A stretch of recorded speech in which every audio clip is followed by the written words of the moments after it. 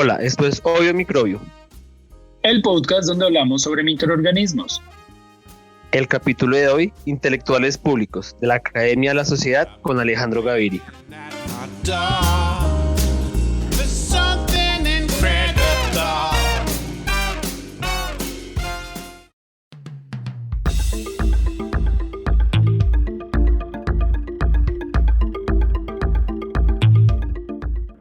Hola, hoy es el último capítulo de la primera temporada de Obvio Microbio y para cerrar tenemos un invitado muy especial, el rector de la Universidad de los Andes, Alejandro Gaviria. Buenas tardes, rector. Buenas tardes, Santiago. Buenas tardes, Juan Camilo. Buenas tardes o días, no sé en qué momento nos escucharán, a todos y todas. Muchas gracias por la invitación. Es verdad, no sé gracias a nos usted. escucharán. Gracias a usted por aceptar la invitación y aprovechando que, este va a ser ya el último capítulo de esta temporada de Obvio Microbio, quisimos cerrar quizás un poco saliéndonos de lo que siempre hablamos de bacterias, hongos, parásitos, virus y más hablar sobre la ciencia en términos generales. Bueno, antes de empezar queríamos preguntarle si le podemos llamar simplemente por su nombre, Alejandro, para dejar de pronto de tema los títulos y demás, obviamente respetando toda su trayectoria y su conocimiento. Por supuesto, Santiago, Juan Camilo. Bueno, por supuesto. Muchas el diálogo gracias. de la ciencia yo creo que es necesariamente horizontal. Exactamente. Y yo creo que las universidades a veces exageramos un poco con las jerarquías. Pasa mucho. Por la nuestro doctoritis. origen, que es un poco por allá de otro tiempo, ¿no? Sí, es correcto. Muchos extranjeros que vienen al país se dan cuenta de eso, en particular de nosotros los colombianos, como que tendemos mucho a tener muchas jerarquías en las universidades. Muchas, y en las universidades, Santiago, y en la vida social también. Sí. Este tema del doctor colombiano, esta forma de estratificación, ya no en la práctica, sino en la mente sociológica, ha sido una de las características antipáticas de nuestra sociedad. Es cierto. Sí, es correcto. Y más teniendo en cuenta que igual la ciencia, digamos que ya hablando más sobre los que se dedican a hacer ciencia, por supuesto son personas muy formadas, la ciencia al final del día tiene una deuda muy grande con la sociedad y yo creo que eso también, desde un punto de vista simbólico, pues es muy importante poder manejar como esa horizontalidad de la cual usted hacía mención. A mí me parece así, Juan Camilo y Santiago. Yo creo que hay estas ideas que vienen de las ciencias sociales, pero yo creo que hoy en día están permeando a todas las disciplinas científicas, que por ejemplo cuando uno hace trabajo con comunidad, que el diálogo sea horizontal y que sea de doble vía. O sea, las comunidades pueden enseñarle a los científicos, también enseñarles a los científicos muchas dimensiones importantes. Yo creo en eso, creo en una idea que viene tal vez de mi contacto con el mundo de la complejidad, vista como la ven los economistas, no es distinta como la ven otras disciplinas científicas, y es la idea de que el conocimiento está descentralizado, está por todas partes. Sí, totalmente. Que el contacto permanente con la realidad en un ámbito específico va generando conocimiento, y que ese conocimiento está muy disperso. No reside en unos pocos salones en las universidades, sino está por todos lados. A todos los niveles. Es verdad. De eso hablaba, Santiago, de eso hablaba Edgar Morin, de hecho, ¿cierto? Como que el problema del conocimiento en islotes, que al parecer no hay conexión entre ellos, y pues cuando uno se da cuenta, eso tiene un problema muy grande ya también, incluso a nivel de la educación, como que hay cosas como que se tratan de entender muy aisladas, pero lo cierto es que todo está conectado y todo debería entenderse como precisamente desde la complejidad misma.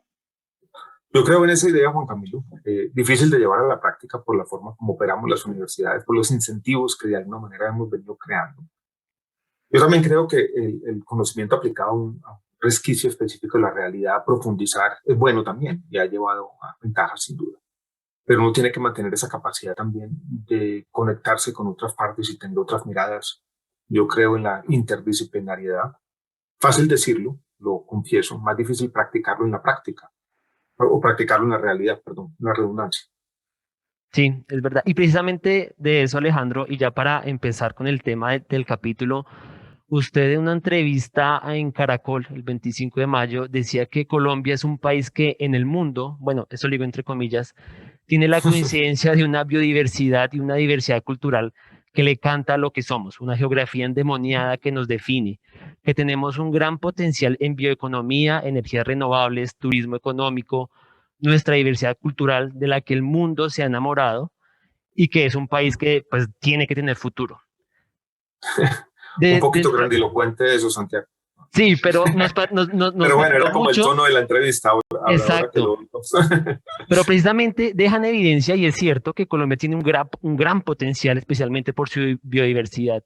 Pero ¿cómo las universidades podrían aprovechar ese potencial sobreponiéndose a tantas dificultades sociales y políticas que tenemos en el contexto colombiano? Yo, antes de responder la pregunta, que no tengo una respuesta definitiva, voy a traer a cuento una anécdota. Yo en el año 2007 acompañé a Edward O. Wilson. ¿Sabe? ¿Recuerdan a Edward O. Wilson, ¿no? Que escribió este libro, Sociobiología, que ha sido como uno de los campeones de la biodiversidad en el mundo? Eh, Fue en su momento, en los años 70 y 80, una figura muy importante de la biología evolutiva, sobre todo. Y fuimos a Mariquita, detrás de una hormiga que él había leído en un diario de José Celestino Mutis en un trabajo que estaba haciendo con un biólogo español. Y fue una especie de peregrinaje, ¿no? Una persona ya al final de su carrera, con todos los premios posibles en su investigación científica, con varios premios Pulitzer, porque él también había sido un gran divulgador, incluso escribió novelas de científicos. Y en medio de la conversación, él dijo una frase que a mí siempre me ha causado curiosidad y que yo creo, Santiago, es otra forma de empezar a abordar la pregunta que tú haces. Él dijo, Colombia es la Arabia Saudita de la biodiversidad. La frase es interesante como analogía porque de alguna manera sugiere que hay también una manera, o alguna forma, en el buen sentido, de sacar un provecho económico de esa biodiversidad. De que la forma como se da la inserción de la economía colombiana en la economía global, que no puede seguir siendo en el petróleo o basada en el petróleo y en el carbón, puede encontrar, por ejemplo, en la bioeconomía una oportunidad, una alternativa. Y yo creo que para eso, para empezar a responder la pregunta, son fundamentales las universidades. Y el trabajo que ustedes están haciendo, Santiago y Juan Camilo, es una pequeña semillita que se está sembrando para eso. Pero necesitamos mayor investigación, necesitamos probablemente mayores presupuestos. Hay un artículo que se publicó hace unos días en la prensa colombiana también sobre el trabajo que se hace en la universidad, en nuestra Universidad de los Andes, que hace el decano de la facultad donde ustedes están, Daniel Cadena, que muestra el gran potencial que tenemos, ¿no? Cuando nos volcamos el talento y la creatividad y el conocimiento que tenemos a eso. Y de ahí van a surgir oportunidades. Y de ahí va a surgir, creo yo, una fuerza transformadora que termine definiendo no solamente el futuro de la investigación científica, sino el futuro de nuestro país. Como economista, a mí me gusta repetir una frase que le dio alguna vez a Ricardo Hauptmann, un economista venezolano con el que trabajé yo recién terminado mi doctorado, que él decía algo así como, los países primero exportan lo que son, pero después son lo que exportan. Sí. O sea, es muy distinto ser un exportador de petróleo y carbón a ser un país que basa su forma de relacionarse con el mundo, por ejemplo, en el trabajo que ustedes están haciendo, en bioeconomía, en microbiología. Y ahí, ¿cómo ser en la práctica esa Arabia Saudita de la biodiversidad? Yo creo que está tal vez la pregunta más importante que tiene que responder nuestro país en la próxima década. Un ejemplo claro puede ser, perdón Juan Camilo, el tema, por ejemplo, del café o del cacao, que son productos que Colombia tiene muy buena calidad, pero que tiene que trabajarle desde el punto de vista bioeconómico para poder, pues digamos, el café ya es una bandera, pero hay el café lo fue y transformó nuestra realidad. Si uno mira la historia de Colombia los últimos 200 años, hoy tenemos, Santiago, Juan Camilo, algo que me preocupa a mí, y es esas ideas un poco fundacionales, ¿no? Que en Colombia los últimos 200 años no ha pasado nada bueno. Y eso no es verdad, ¿no? No. El café transformó nuestra sociedad en el centro de Colombia. Después de la colonización antioqueña que se encuentran el café, se genera una clase media campesina rural. Se acumulan unos bienes públicos o semipúblicos, como diría un economista. Surge de allí una clase dirigente una visión del mundo integradora, y yo creo que tuvo un papel transformador, positivo. Finales del siglo XIX, comienzos del siglo XX, duró mucho tiempo. Después del café no hemos tenido muchas ideas, ¿no? Y yo creo que el papel de las universidades, Santiago y Juan Camilo, está en ser protagonistas en la generación de nuevas ideas que conecten el talento humano, la capacidad científica, con esa biodiversidad que tiene que ser nuestro gran activo. Con el tiempo, Sí. yo creo que también el mundo irá encontrando una forma de pagarnos por hacer lo que tenemos que hacer. Si alguien me pregunta cuál es el papel más importante de Colombia y sus habitantes de cara a lo que viene en el mundo, a esta década y de pronto las décadas que vienen, es cuidar esa biodiversidad, cuidar nuestros bosques, cuidar el Amazonas. Eso es eso es lo que tenemos que hacer nosotros como aporte. No va a ser controlando las emisiones porque somos marginales en el control de emisiones, pero sí es cuidando la biodiversidad de nuestros bosques donde tenemos que aportarle a la humanidad.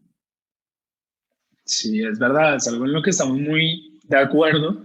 Y es que precisamente es eso, ¿no? Como la habilidad, digamos, de más allá de de un modelo que se basa en la extracción primaria, por así decirlo. Pues claramente yo no soy economista, puede que me esté equivocando en lo que estoy diciendo, pero digamos... sí, primaria porque viene de materias primas, son primarias, exacto, no transformadas. Sí.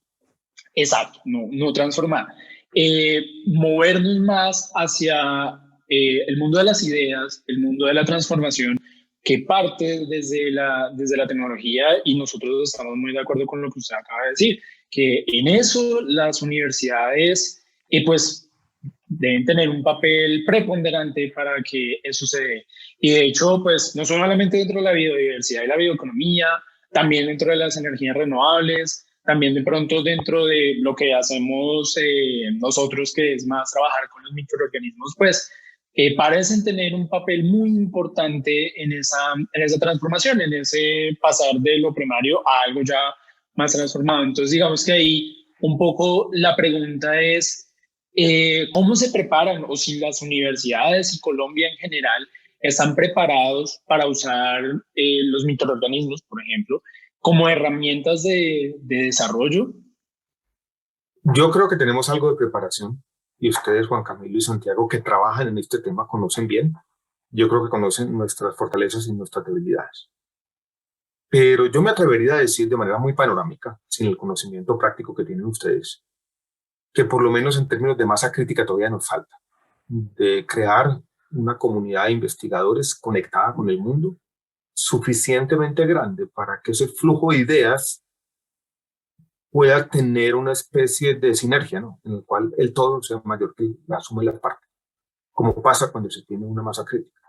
Eso probablemente va a necesitar mayores presupuestos estatales, por lo menos en las primeras instancias de investigación. Después se conseguirán recursos de otras fuentes. Un papel que estamos haciendo en la universidad también de conseguir recursos distintos a los del Estado colombiano, como tiene que ser, internacionales. Pero también existe otro obstáculo, y es que por muchas razones, incluidas entre ellas, o incluida entre ellas el conflicto armado, yo creo que no estamos volcados plenamente en el territorio. Entonces también es un tema de conectarnos más con lo que pasa en nuestro país. Yo creo que ni siquiera tenemos una comprensión exacta de esa biodiversidad. Yo hice hace poco, escribí un prólogo de un libro que no es de ciencia, es un libro de fotografía, el fotógrafo Federico Ríos. Él tenía unas pequeñas imágenes, fotografías, digo pequeñas porque eran en un formato pequeño, sobre la expedición Vivo, que por allá en un momento de optimismo que tuvo nuestro país, que se ha venido perdiendo por muchas razones, no queremos entrar en ellas, 2017-2018 fueron firmados los acuerdos de paz. Se volcaron un grupo de científicos a partes del territorio que habían sido inaccesibles. Y uno veía ahí esa ocupación del territorio por científicos de varias partes. Era emocionante, sin duda. Y yo creo que ahí todavía tenemos una deuda pendiente, ¿no? Con la modernidad, con el mundo, con nosotros mismos, de entender mejor esa realidad. Esa biodiversidad de la que hablé yo en ese discurso, en términos un poco grandilocuentes, me pareció ahora, Santiago, semanas después. No, pero fue muy buen parte para nosotros iniciar. Mm. Llegó la pandemia y pues nos llevamos ya más de un año en todo este contexto donde los microorganismos se pusieron en las primeras planas de todos los periódicos y noticieros y redes sociales en el país y en el mundo. Y la Universidad de los Andes, pues fue de las primeras universidades en este país que levantó la mano y dijo, aquí estamos los científicos y nosotros tenemos el conocimiento y podemos ayudar. Juan Camilo y yo, por ejemplo, pues pudimos ser afortunadamente parte de este proyecto de COVID, tomando muestras. En mi caso pude ir hasta Putumayo a capacitar a otras personas y todo esto fue por iniciativa de la universidad, buscando aportar a la solución en medio de esta situación tan complicada. Este es el tipo de actividades que tienen que hacer las universidades para subirse al bus de la ciencia y del impacto social y de llegar a los territorios y de aprovechar, digamos, en este caso, el tema de la pandemia? Sin duda alguna, Santiago. Yo he tenido conversaciones con nuestra vicerrectora de investigación y creación, que ustedes la conocen bien. Silvia, que fue decana de Ok. nosotros también. Pero Extremo fue decana y ha trabajado en temas similares a los que ustedes trabajan. Bueno, es más, Juan Camilo y yo tomamos clase con ella también. Tomamos desde biología de hongos hasta biología molecular avanzada. Bueno, entonces Silvia tiene que ver mucho con lo que ustedes son, por lo menos como investigadores, quizás también como personas. Es verdad. Yo le he dicho a Silvia, nosotros tenemos que tener más impacto, debemos tener más impacto. Y la pandemia, como tú bien dices, Santiago, fue un ejemplo de eso. Que cuando la universidad dice vamos a tener más impacto, queremos volcarnos de alguna manera como comunidad académica a resolver un problema, pues lo podemos hacer. Y los esfuerzos dispersos que teníamos antes comienzan a juntarse un poco más. Y hay una unidad de propósito y hay desde arriba unas políticas claras. La universidad puede tener más impacto. Entonces yo creo que noto detrás de tu pregunta, Santiago, una insinuación de que esto no debería ser solo para la pandemia, sino el trabajo que hizo la universidad durante la pandemia debería generalizarse y volverse, la palabrita ya se ha venido desgastando en medio de todo, pero esa nueva normalidad, esa forma distinta de hacer las cosas, esa forma distinta como las universidades tratan de relacionarse con la sociedad. Si a mí me dijeran, describa en una sola frase el papel que tenemos hacia adelante, es conectarnos más, tal cual como lo hicimos en la pandemia, con el proyecto COVID, entre otras cosas, porque o sea, no fue la única iniciativa, ¿no? Hemos tenido otros. Sí, ahí claramente la insinuación de Santiago no es gratuita. Digamos que eso puso sobre la mesa, como precisamente como usted decía, esa conexión que tenemos o que deberíamos tener de alguna manera con la sociedad. Pues claro, con el proyecto COVID fue muy evidente. Fue ir a las casas, rastrear el virus, fue tomar muestras, fue también entender a las personas que se toman la muestra. Pues bueno, ahí digamos que la conexión fue muy directa. Y la insinuación también parte un poco de nosotros, digamos, o bueno, desde la gente que está en la academia, de cómo ven esa relación. Porque a veces pareciera o a veces pasa que algunas personas desde la academia quizás hacen críticas sobre cómo maneja el gobierno, cómo se maneja desde el Estado políticas que involucran claramente a la ciencia, pero que no se están dando tal como, digamos, uno pensaría desde la ciencia, como pensaría que se deberían dar. Entonces, eso puede involucrar dos cosas, o que el gobierno nos pare más atención, o también desde nuestra parte, y digamos que ahí la pregunta sería, bueno, ¿será que hace falta que algunos líderes desde nuestra parte, desde la parte de la academia, surjan y recalen en la política nacional para que la ciencia tenga mayor impacto en la sociedad colombiana? Es decir, digamos que en otras palabras, dejar la comodidad de la academia. Yo creo que sí, Juan Camilo, no sé si todos. Y de alguna manera lo que tú planteas es, bueno, ese tema del impacto que es. Y yo lo plantearía que hay diferentes formas de tener ese impacto. Hay una que es la tradicional. Ustedes están trabajando en la generación de conocimiento. Esa generación de conocimiento por muchas vías puede ser al interior de la misma universidad o puede ser que estas ideas terminen implantadas, por ejemplo, en una empresa del sector privado. Por esa vía uno logra un efecto transformador. Por ejemplo, en innovaciones farmacológicas, que hablábamos ahora detrás de cámaras un poquito. Pero la otra vía es que el científico asuma un papel distinto al tradicional y el científico se convierta también en un intelectual público y participe en el debate democrático y de alguna manera se eleve más allá de su tema específico y, por ejemplo, tenga algo que decir sobre algunas políticas públicas. Yo creo que los dos papeles son importantes. Yo hice un tránsito en mi vida, ¿no? Yo era como ustedes, no era de alguna manera del área de la economía, un investigador que llegaba por la mañana, prendía su Stata, el programa para analizar datos, lo había aprendido 8 o 10 horas y hacía eso, ¿no? Estaba metido en mis datos. La vida a veces tiene sus vericuetos, ¿no? Y la vida me fue llevando hacia un papel más de intelectual público, que tiene también sus peligros, que son los peligros del generalista cuando uno habla de ciencia, pero que es importante también. Y yo creo que la universidad debe estar allí, Juan Camilo. Yo creo que la universidad debe participar en los debates públicos. Yo creo que la universidad debe poner el dedo en la llaga. Yo creo que algunos dentro de nuestras comunidades académicas debemos jugar ese papel. Y la universidad debe también promover al interior de su comunidad, desde los estudiantes de primer semestre hasta los estudiantes de doctorado, el pensamiento crítico. Lo que estamos haciendo aquí es eso, es tomarnos en serio el tema de la divulgación también y reflexionar un poco sobre ese papel de divulgadores. Pero yo no creo en una universidad ensimismada, ni en una universidad encerrada y diciendo nuestro papel es simplemente publicar en estas revistas científicas o aportar de la única manera que sabemos hacer lo que es nuestro diálogo con los pares. No, yo creo que debemos mezclar varias cosas y muchas veces los científicos pueden asumir varios papeles en la sociedad. Te interrumpí, Santiago. No, le iba a decir sobre eso mismo, porque pasa a veces, digamos que como las universidades como institución tienen la posibilidad de más fácil de hacerse notar y de levantar una voz, pero pues la gran mayoría de los egresados salen y salen a sus trabajos.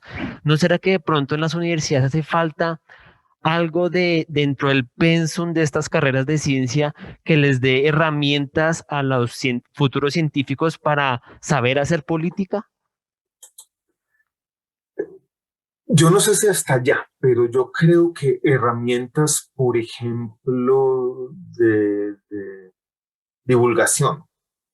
Alguien me proponía hace poco que si valdría la pena que los profesores de planta de la universidad o incluso estudiantes doctorales participaran en un curso con un editor. En este caso propusieron un editor del New York Times para aprender a escribir columna de prensa.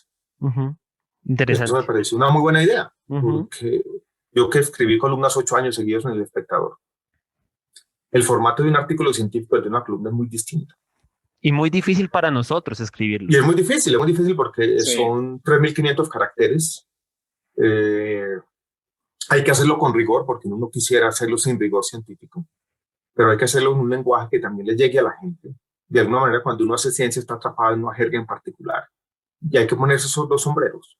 Entonces yo sí creo que cosas como esas, escribir columnas de prensa, no sé si en el futuro el mismo manejo de las redes sociales, Santiago y Juan Camilo. Yo creo que ha ocurrido algo muy interesante durante la pandemia y es que las redes sociales en general, Twitter en particular, se han convertido en un mecanismo muy poderoso con todos sus problemas, con extravíos posibles de muchas maneras, pero un instrumento, una herramienta muy poderosa para la divulgación científica. Yo he aprendido mucho leyendo científicos en Twitter. Los hilos de Twitter son una forma de divulgación científica. Les cuento otra anécdota personal que me ocurrió hace 3 o 4 meses. Yo estuve en una conferencia sobre temas de salud, lo que llaman ahora ese enfoque de One Health. Sí. De pronto ustedes lo han oído. Y a los 2 o 3 días me escribió quien moderó el panel donde yo estuve, que por qué no escribí un artículo con mi ponencia. Yo medio la había escrito, la arreglé, lo mandé y me dijeron, no, envíelo como un artículo académico, como un comentario a la revista. Entonces me tocó ponerle las referencias, arreglarlo un poco más. Tuvimos 4 pares proceso. Yo siendo rector de la universidad no tenía mucho tiempo. Un fin de semana le saqué, bueno, logré revisar el artículo y lo logré publicar. Y a los 2 días me escribe el editor de la revista, bueno, ya está el artículo publicado, esperamos su video para compartirlo en las redes sociales. No sé si eso será común, pero no había visto que los editores de la revista científica ya le pidan a los autores videos de manera inmediata. Esto para decirles, Santiago, Juan Camilo, yo creo que el mundo de la ciencia está cambiando. Y la divulgación ya no es una responsabilidad solamente de unos pocos que quieren hacerlo, sino que de todos. Y la apropiación social del conocimiento se vuelve fundamental. Nuestro decano de Ciencias Sociales, Mauricio Nieto, dice una frase que es un lugar común, pero que es importante reiterarla. Y es: lo que no se comunica no existe en ciencia. Y yo la ampliaría diciendo: lo que no se comunica bien no existe, porque uno puede comunicar, pero nadie le para bolas, entonces tampoco existe. Pues sí tenemos ese desafío de la divulgación.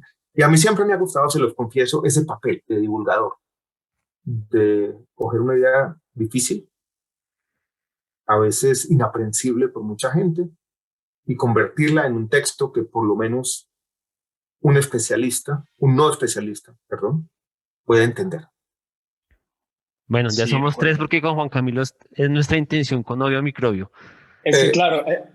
La semana pasada estaba esta polémica que vieron ustedes en Colombia sobre si se podía aplazar la aplicación de la vacuna Pfizer 3 semanas. Había una discusión ahí entre bioética y científica, y tarde en la noche estaba mi esposa diciendo que me acostara yo por el simple hecho de tratar de explicar lo que era una idea compleja. Le gasté 2 horas de mi tiempo a eso, ¿no? Pero lo único que quería era eso, es decir, eso que era como tan difícil de explicar, esa tensión entre la atención individual en salud y los derechos colectivos. Gasté, no sé si lo hice con éxito, si quieren les comparto la entrada del blog. Sí, por favor. Aquí por el chat. Bueno, claro que sí. Y la compartimos también nosotros en las redes de Obvio Microbio. Ya para, mientras nos comparte por el chat, ya para finalizar, pues bueno, Alejandro fue ministro de Salud y pues ahora es rector. Digamos que ha conocido lo que es ser un ministro y también lo que es estar en el mundo de la academia. Para los científicos colombianos, durante mucho tiempo pedimos que hubiera un Ministerio de Ciencia, porque creíamos que era necesario. Finalmente llegó, y para la comunidad científica no nos hemos sentido satisfechos con los ministros que han puesto por una u otra razón. Usted, con esa experiencia de ministro y de rector de una universidad que se caracteriza también por la investigación, ¿cuál considera que podría ser el perfil de un buen ministro de ciencia? Primero, yo creo, Santiago, Juan Camilo, que hay un elemento simbólico muy importante. Más allá de los cambios sustantivos en la política pública, había un elemento fundamental, y es que en el Consejo de Ministros, en las instancias de decisión del Gobierno Nacional, tuviera un Ministerio de Ciencia y Tecnología y tuviera una representación científica. Eso para decirles que para mí debe haber un científico que tenga el reconocimiento y la legitimidad de sus colegas, que represente el pensamiento, que los científicos digan: esta persona, una persona que yo sé que va a representarnos, va a llevar una voz, la voz de la ciencia, va a ir a decir al gabinete cosas similares a las que hemos venido diciendo en esta conversación, de que la inversión en ciencia y tecnología es fundamental para el futuro del país. No lo es por razones caprichosas o clientelistas científicas, no es porque nosotros queramos más plata, sino porque el conocimiento aplicado a nuestras fortalezas, en este caso la biodiversidad, es tal vez la única salida que tenemos. No vamos a poder seguir exportando carbón y petróleo, como lo hemos dicho muchas veces. Segundo, uno quisiera que esa persona hubiera tenido, al menos por momentos, un papel de intelectual público. La palabra puede parecer antipática, pero este señor va a tener que ser un vocero. La comunicación es fundamental en un puerto ministro. Alguna experiencia o escribiendo columnas o libros de divulgación, yo creo que también es fundamental. Y ojalá tuviera algún conocimiento, lo digo como economista, de los asuntos presupuestales para ir a pelear con el ministro de Hacienda. Algún conocimiento, o por lo menos un muy buen asesor en eso. Esos 3 elementos: un científico respetado por sus colegas, un buen divulgador que haya tenido alguna experiencia en ese papel de intelectual público, y con algún conocimiento en políticas públicas, sobre todo en lo que concierne a los aspectos presupuestales. Me parece que son 3 características o atributos que debería tener un ministro de Ciencia y Tecnología.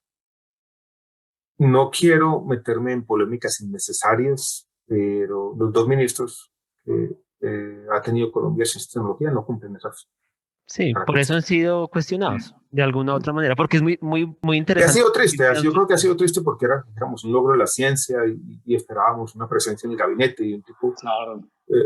Yo creo que una de las cosas más inquietantes del manejo público de la pandemia, desde marzo de 2020, no de ahora, una vacunación, es la ausencia del Ministerio de Ciencia y Tecnología en los debates. O sea, no existió en los debates. No, De acuerdo. solamente el ministro de Salud era el que Estaba protagonizaba ahí, la exacto. discusión. Y tuvimos Que tenía muchos que debates estar. interesantes que implicaban divulgación científica y tener al lado del ministro de Salud, incluso muchas veces como contrapeso del ministro de Salud en esos debates. Claro. El ministro de Ciencia, yo creo que habría sido importante. O sea, la ciencia o la política de ciencia estuvo ausente en buena parte de los debates sobre la pandemia del COVID-19. Inaceptable eso, ¿no? Que eso haya coincidido con la creación del ministerio lo hace aún más trágico. Es cierto. Sí, es que o sea, para nosotros como desde el punto de vista científico, pues la pandemia representó un momento histórico y más desde el punto de vista desde la microbiología. Y precisamente ahí como que sí hizo falta más es ese entender la pandemia desde sus bases y de que hubiera podido hacer un impacto muy importante, igual nuevamente tampoco como entrar en muchos detalles sobre, en las discusiones al respecto, pero sí sobre el impacto de entender, bueno, cómo se comportó un microorganismo de estos, qué es un R sub 0, que ese tipo de cosas que pues al final del día se convierten en tomas de decisiones. Creo que en ese sentido, pues sí, estamos completamente de acuerdo con usted. Y a mí en lo personal sí me gusta el término de intelectual público. Creo que es algo a lo que yo pienso que debemos llegar. Y es, de hecho, parte de lo que también hemos pensado con Santiago desde la creación de este podcast, y es cómo llegar a la sociedad, cómo sacar todo eso que uno hace en el laboratorio, muchas veces súper inentendible, que de pronto la familia uno piensa que quién sabe qué harán en esos laboratorios, al científico loco, ¿no? Como siempre, y llevarlo más como a la realidad de la sociedad. Eso es como digamos, como un mensaje muy interesante que nos queda definitivamente de esta charla que hemos tenido con usted. Yo creo, Juan Camilo y Santiago, que esa nueva responsabilidad de los científicos, nueva en el sentido que con la pandemia se ha hecho mucho más evidente, va a ser transformadora. Y yo creo que va a permitir que la ciencia juegue el papel que tiene que cumplir.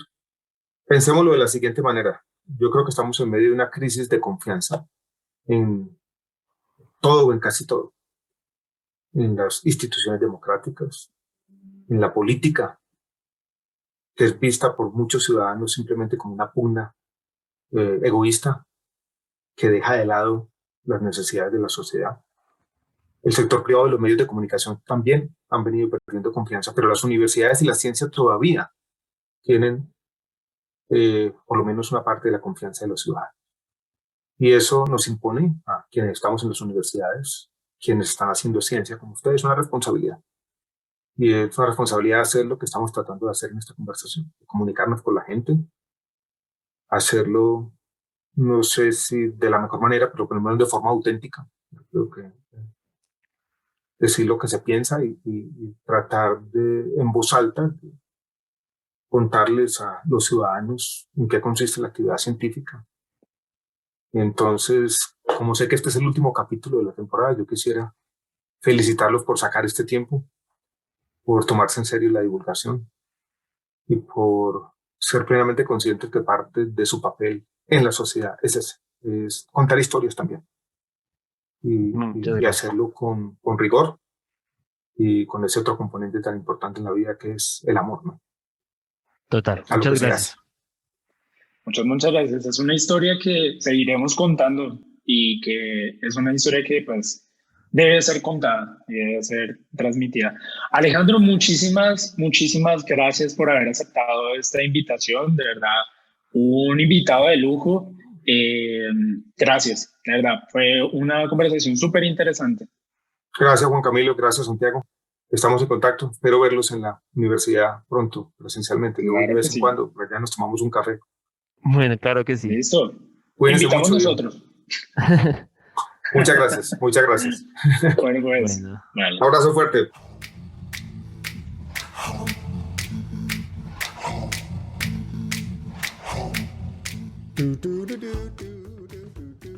Hoy finalizamos temporada con un gran invitado, esperamos les haya gustado. Desde ya estamos preparando grandes sorpresas para la próxima temporada. Así es, tenemos muchas cosas muy interesantes preparadas, esperamos que les guste mucho. Y pues nada, coméntenos en redes sociales qué tal les ha parecido esta primera temporada. En Instagram como @obiomicrobio2021. En Twitter como obiomicrobio21.